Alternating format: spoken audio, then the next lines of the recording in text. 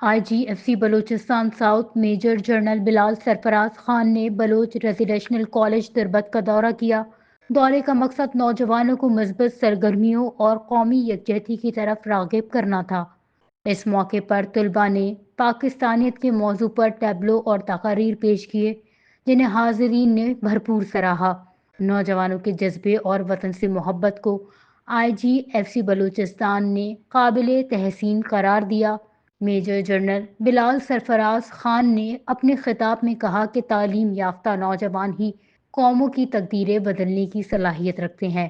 مزید انہوں نے بلوچستان کی مجموعی صورتحال پر روشنی ڈالتے ہوئے کہا کہ بلوچستان کے نوجوان پاکستان کا قیمتی اثاثہ ہیں اور ان کی کامیابی ہی صوبے اور ملک کے روشن مستقبل کی ضمانت ہے۔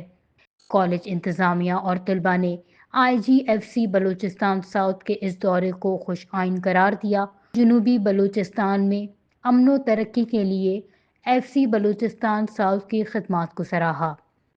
وش نیوز، کیچ، بلوچستان۔